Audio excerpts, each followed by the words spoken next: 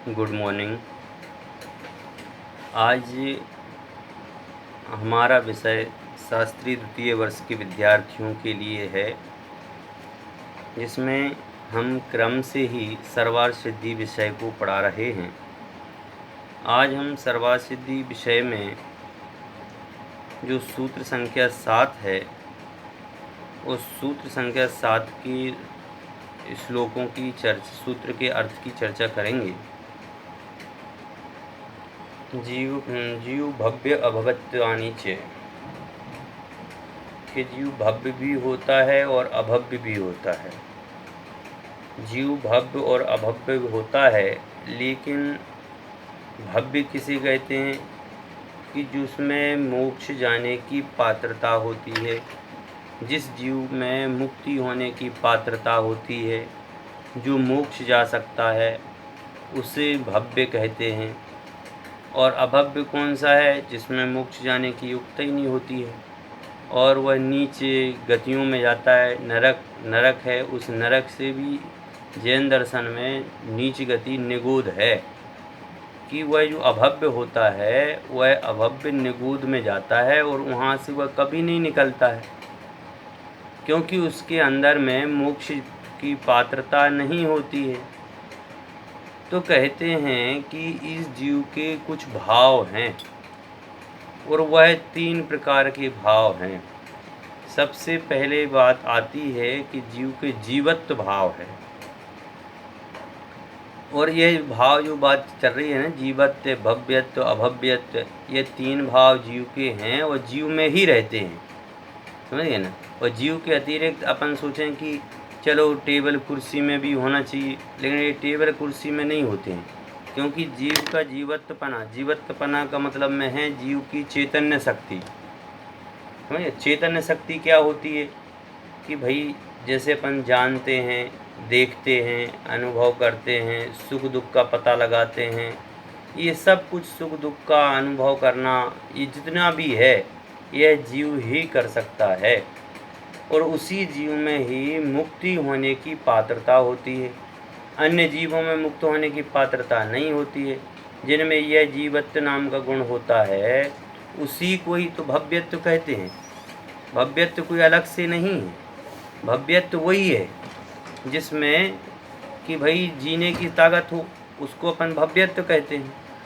और इसके विपरीत क्या है? अभव्यत्व है, कि जिसके अंदर में जीवत्व नाम की शक्ति नहीं है, जिसमें चेतना नहीं है, जिसमें चेतन का उपयोग नहीं है, उसको अभव्य कहते हैं। और यह जो हैं जीवत्व, भव्यत्व, अभव्यत्व, ये तीनों ही पारणामिक भाव के हैं।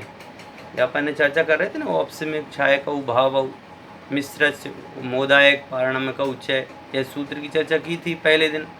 तो उसी का जो 7वां सूत्र है, इसमें पारणामिक भाव की चर्चा की गई है। उसके बाद में कहा कि भाई जो भव्य है वह भव्य कैसा होता है, तो कह रहे हैं उपयोग वाला होता है। उपयोग लक्षणम ये सूत्र है कि जीव जो है उपयोग वाला होता है।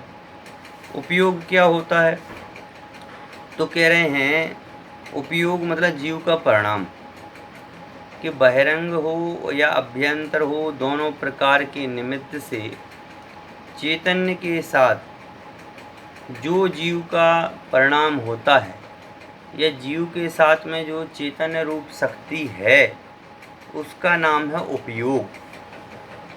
समझिए ना, यहाँ पर उपयोग का अर्थ यही है कि चैतन्य को छोड़कर अन्य में नहीं रहने वाले जीव के परिणामों को उपयोग कहते हैं।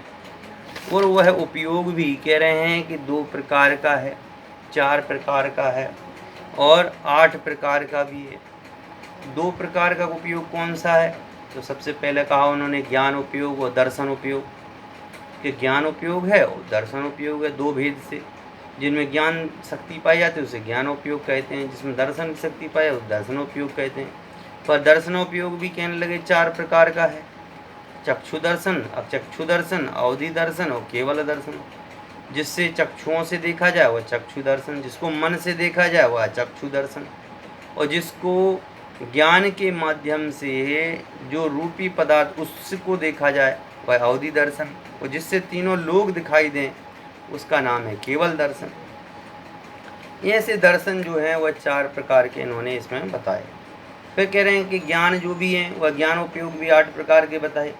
सबसे पहले अपन जब चर्चा कर रहे थे पिछली क्लासों में कि ज्ञान जो होता है वह 5 प्रकार का होता है। मति ज्ञान, श्रुत ज्ञान, अवधि ज्ञान, मनापर्य ज्ञान और केवल ज्ञान। इसके बाद मैंने बताया था कि 2 ज्ञान और होते हैं, कुमति ज्ञान, कुश्रुत ज्ञान और कुअवधि ज्ञान। तो इस प्रकार से 5 ज्ञान और 3 अज्ञान मिलकर के इस जीव को 8 प्रकार से ज्ञानोपयोग होता है। इसकी चर्चा अपन अब क्रमशः सूत्रों के माध्यम से आगे आगे विस्तार से करेंगे। जब तक आप सभी इसको बड़े ही ध्यान से और बड़ी ही रोचकता के साथ इस विषय को संपादित करें, इसको पढ़ें, इसको समझें और जहाँ समझ में नहीं आए दोबारा पूछें। धन्यवाद।